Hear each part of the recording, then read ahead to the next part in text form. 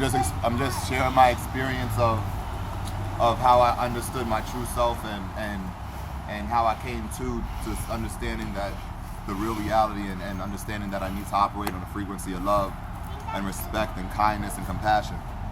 So I started to, in my fever dream, I started to see the tree of life. And as I'm looking in the tree of life, I'm drawing it in blue, and I lost one of the things that I lost in myself is I lost my creativity as I was growing up because I was an ego and I wanted to be a football player. So I stopped using that side of myself, and I started to see the blood coursing through the tree, and I understood that the tree had life in it, and I have to respect the tree.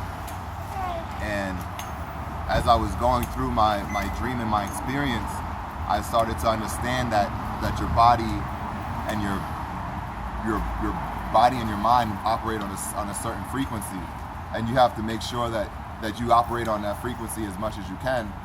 And for you to do that, you have to stop resisting. You have to resist. The resistance. Resisting is realizing every system is set to trap. And when you understand that there's a certain resistance that you have to provide yourself to not fall into the conditions that the world really wants you to express and feel, and the distractions, you can start to get another level of clarity. And so that's how One Big Tribe came to me. One Big Tribe came to me in my fever dream, where I understood that I was living in a reality where I was making somebody else's life good. I was making somebody else's life positive, and I wasn't really focusing on my life and my reality. So what my fever dream did for me, to help me understand that I need to step out and let go of the things that are keeping me down and the distractions that are keeping me in this state of stagnation. And so I stopped operating on this frequency of hate. I stopped operating on this frequency of violence. That's what my fever dream let me know. It let me know that if you're in your life, in your spaceship, because we're all on our own journey, right?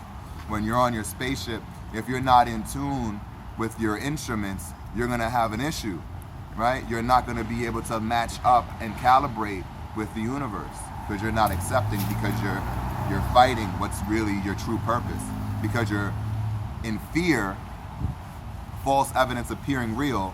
You're in fear of the truth. You're in fear of your true purpose, because of what a lot of people have told you or have said you should be doing. John, you're really smart. You should be a doctor. John, you're really smart. You're big. You should be a football player.